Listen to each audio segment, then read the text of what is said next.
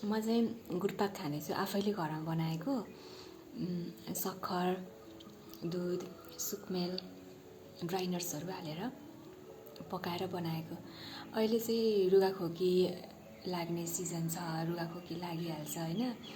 अनि तर मैले चाहिँ यो खाँदैछु नि त, अनि यसले गर्दाखेरि चाहिँ यो चाहिँ मेरो लागि नेचुरल च्यवनप्रास हो। नेचुरल च्यवनप्रास है, च्यवनप्रासको काम गर्छ यसले चाहिँ।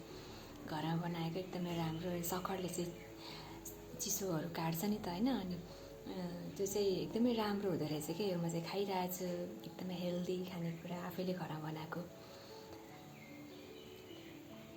यो किरा देख्दाखेरि चाहिँ क्या, यो प्रेरकको खेलौनाहरू हो कि फट्याङ्टो यो होइन। अनि यो देख्दाखेरि चाहिँ मलाई मेरो सानोको दिनहरू याद आयो क्या। अनि त्यतिखेर सानो सानो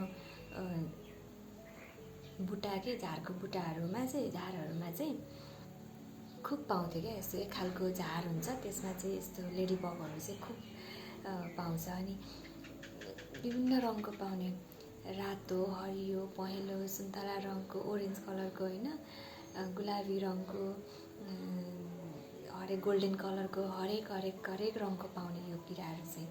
अनि म चाहिँ के गर्थ्यो भनेदेखि त्यो एक खालको त्यो झारमा चाहिँ खुब बस्ने क्या। यो यस्तै एकदम गर्मीको बेलामा होइन। अनि टिप्दै ल्याउँदै झारमा त्यो एउटै बुट्टा सानो झारमा चाहिँ, रुखमा चाहिँ जम्मा गर्थेँ क्या यस्तो किराहरू चाहिँ होइन।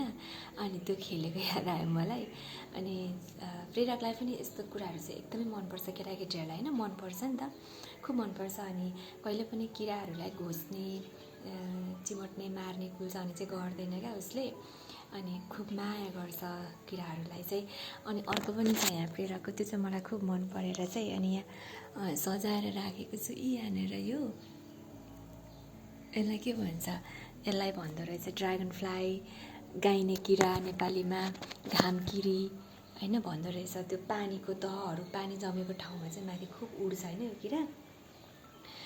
अनि यसलाई चाहिँ अब थाहा थिएन पहिला के भन्छ, यसको नामै थाहा थिएन, नेपालीमा के भन्छ त्यो पनि थाहा छैन, थाहा थिएन किरा के हो यो होइन। अनि इङ्ग्लिसमा भन्दो रहेछ लेडी बग अनि तर यसको नेपाली नाम थाहा छैन। खुब खेलिन्थ्यो त्यो बेलामा, नाम चाहिँ थाहा थिएन क्या त्यतिखेर सानो हुँदाखेरि होइन। अनि कुनै खेलौनाहरू चाहिँ नि प्रेरकको मलाई साह्रै मनपर्छ क्या। अनि उसले भाँचे तापनि म चाहिँ त्यसलाई कसरी हुन्छ फिक्स गरेर चाहिँ फ्याल्दिनँ क्या, एकदम मनपर्छ। जस्तो मलाई यो साइकल प्रेरकको एकदम मनपर्छ। उसले सानो हुँदा नै यो साइकल बज्थ्यो होइन, कुद्छ नि त। अनि उसले सानो हुँदाखेरि नै यो साइकललाई चाहिँ खेल्दा खेल्दै यस्तो फाल्दाखेरि यो भाँचियो क्या टाउको।